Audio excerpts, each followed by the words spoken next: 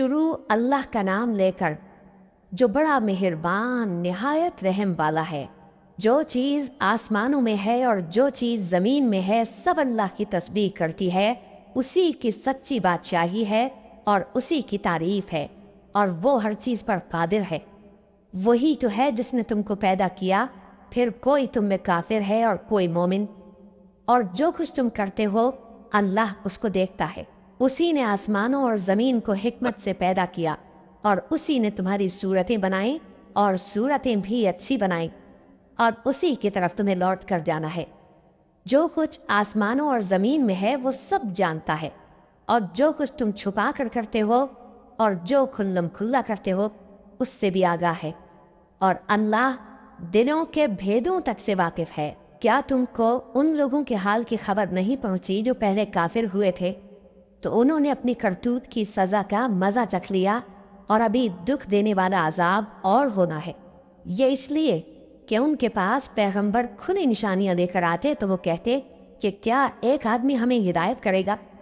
तो उन्होंने उनको न माना और मुंह फेर लिया, और अल्लाह भी बेनियाज हो गया, और अल्लाह बेनियाज है, लायक हम्दो सना है।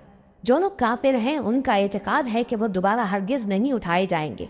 कह दो क्यों नहीं, मेरे परवरदिगार की कसम तुम ज़रूर उठाए जाओगे। फिर जो काम तुम करते रहे हो वो तुम्हें बताए जाएंगे, और ये बात अल्लाह को आसान है। तो अल्लाह पर और उसके रसूल सल्लल्लाहु अलैहि वसल्लम पर और उस नूर यानी कुरान पर जो हमने नाजिल फरमाया है ईमान लाओ, और अल्लाह तुम्हारे सब अमाल से खबरदार है।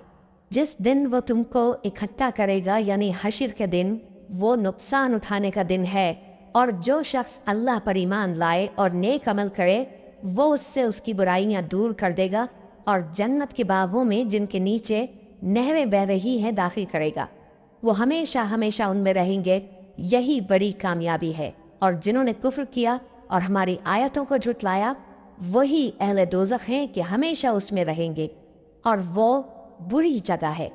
कोई मुसीबत नाजिल नहीं होती मगर अल्लाह के हुक्म से, और जो शख्स अल्लाह पर ईमान लाता है वो उसके दिल को हिदायत देता है, और अल्लाह हर चीज़ से बाखबर है। और अल्लाह की इताअत करो और उसके रसूल की इताअत करो। बस अगर तुम मुंह फेर लोगे तो हमारे पैगंबर के ज़िम्मे तो सिर्फ पैगाम का खोल खोल कर पहुँचा देना है। अल्लाह जो माबूद बरहक है उसके सिवा कोई इबादत के लायक नहीं। तो मोमिनों को चाहिए कि अल्लाह ही पर भरोसा रखें। मोमिनों, तुम्हारी बीवियों और औलाद में से बास तुम्हारे दुश्मन भी हैं, सो उनसे बचते रहो, और अगर मुआफ़ कर दो और दरगुजर करो और बख्श दो तो अल्लाह भी बख्शने वाला है, मेहरबान है। तुम्हारा माल और तुम्हारी औलाद तो आजमाइश है और अल्लाह के यहाँ बड़ा आजिर है। सो जहाँ तक हो सके अल्लाह से डरो और उसके अहकाम को सुनो और उसके फरमाबरदार रहो और उसकी राह में खर्च करो, ये तुम्हारे हक में बेहतर है। और जो शख्स तबीयत के बुख्ल से बचाया गया तो ऐसे ही लोग राह पाने वाले हैं।